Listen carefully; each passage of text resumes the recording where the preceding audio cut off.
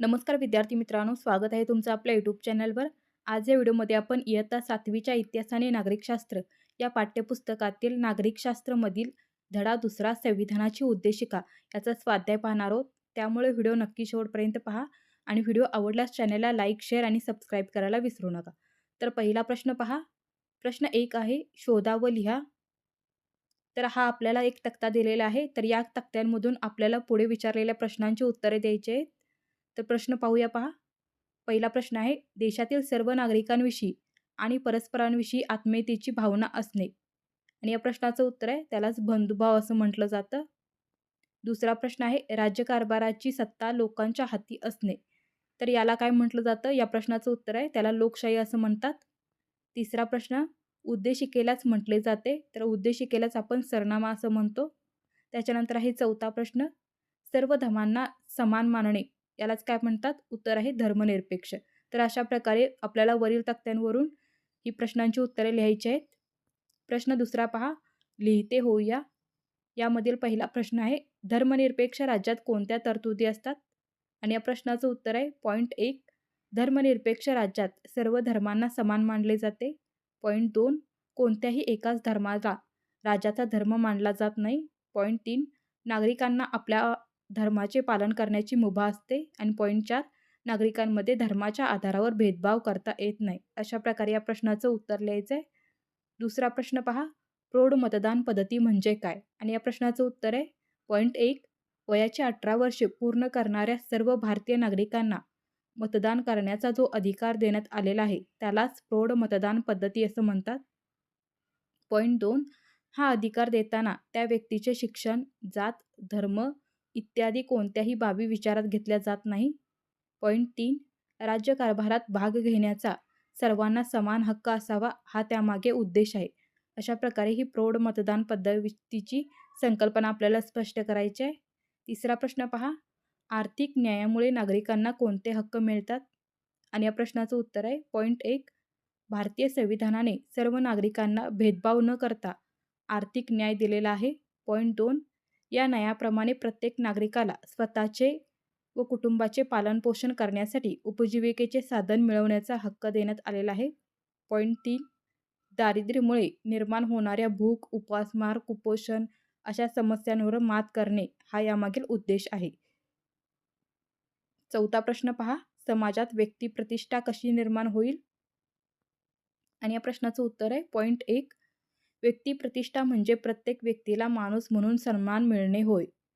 Point 2, समाजामध्ये सर्वांनीच एकमेकांविषयी आदराने व सन्मानाने वागले पाहिजे. पॉइंट 3, जेव्हा प्रत्येक व्यक्ती दुसऱ्या व्यक्तीचा आदर करून तिच्या स्वातंत्र्य व हक्काचा सन्मान करेल तेव्हा समाजात व्यक्तिप्रतिष्ठा निर्माण होईल. प्रश्न तिसरा पहा, आपल्याला मिळालेल्या स्वातंत्र्याचा उपयोग आपण कशाप्रकारे केला पाहिजे? तुमचे मत लिहा आणि सांगा. तर या प्रश्नाचं उत्तर आपल्याला लिहायचं आहे पॉइंट 1, संविधानाने सर्व नागरिकांना स्वातंत्र्याचा अधिकार दिलेला आहे. या स्वातंत्र्याचा उपयोग प्रत्येक नागरिकाने आपल्या सर्वांगीण विकासासाठी करावा. पॉइंट 2, स्वातंत्र्याचा उपयोग करून समाजातील चांगल्या तसेच वाईट गोष्टींवर आपले विचार मांडावेत. पॉइंट 3, स्वातंत्र्याचा उपयोग करून सामाजिक मदत करावी. पॉइंट 4, स्वातंत्र्य आहे म्हणून आपल्या मनाप्रमाणे वागणे योग्य नाही. आपल्याबरोबर इतरांनाही स्वातंत्र्याचा अधिकार आहे याची जाणीव सर्वांनी ठेवायची.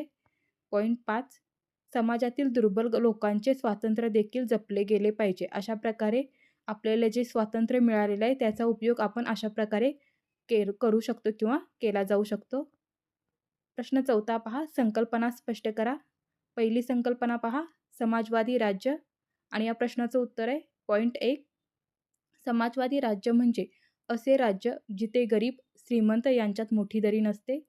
पॉइंट 2, देशाच्या संपत्तीवर सर्वांचा हक्क असतो.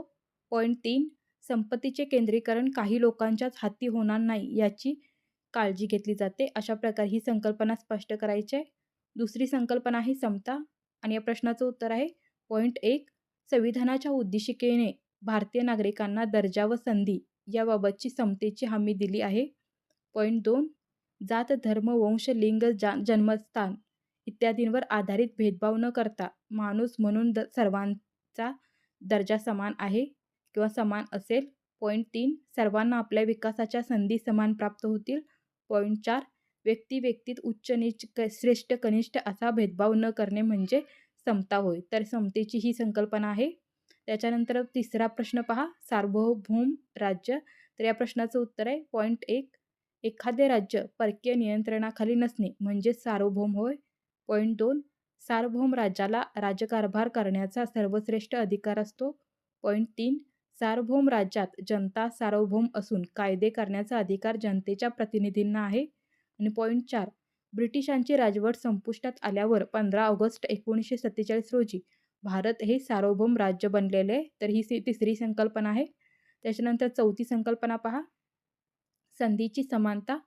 आणि या प्रश्नाचं उत्तर आहे पॉईंट 1 भारतीय संविधानाच्या उद्देशिकेने संधीची समानता हे तत्त्व मान्य केले आहे. पॉईंट 2 प्रत्येक नागरिकाला विकासाच्या समान संधी भारतीय संविधानाने दिलेल्या आहेत. या संधी उपलब्ध करून देत असताना नागरिकात जात, धर्म, भाषा, प्रांत इत्यादी बाबतीत भेदभाव केला जाणार नाही याची खात्री देखील दिली आहे. तर या प्रश्नाचं किंवा या संकल्पनेचं आपलं हे उत्तर आहे. त्याच्यानंतर प्रश्न 5 पहा, भारतीय संविधानाच्या उद्देशिकेत कोणकोणत्या महत्त्वाच्या बाबींचा उल्लेख केलेला आहे. आणि या प्रश्नाचं उत्तर आहे पॉईंट 1 भारतीय संविधानाच्या उद्देशिकेची सुरुवात आम्ही भारताचे लोक या शब्दांनी होते, तर शेवट हे संविधान अंगीकृत आणि अधिनियमित करून स्वतः प्रत अर्पण करीत आहोत या शब्दांनी होतो. पॉईंट 2 आपण सर्व भारताचे नागरिक असून आपल्याला न्याय, स्वातंत्र्य आणि समता ही उद्दिष्टे साध्य करायची आहेत याची हमी दिलेली आहे. आणि पॉईंट 3 भारताचे एक सार्वभौम समाजवादी धर्मनिरपेक्ष लोकशाही गणराज्य निर्माण करण्याचा निर्धार व्यक्त करण्यात आलेला आहे. तर अशा प्रकारे भारतीय संविधानाच्या उद्देशिकेत या महत्त्वाच्या बाबींचा उल्लेख करण्यात आलेला आहे. तर धन्यवाद विद्यार्थी मित्रांनो. अशा प्रकारे आज आपण इतिहास आणि नागरिकशास्त्र हे इतिहास इयत्ता 7वी मधील पुस्तकातील नागरिकशास्त्रामधील दुसरा धडा संविधानाची उद्देशिका याचा स्वाध्याय पाहिलेला आहे. जर तुम्हाला हा व्हिडिओ आवडला असेल तर चॅनलला लाईक, शेअर आणि सबस्क्राईब करा जेणेकरून नवनवीन व्हिडिओ तुम्हाला पाहायला भेटतील. धन्यवाद.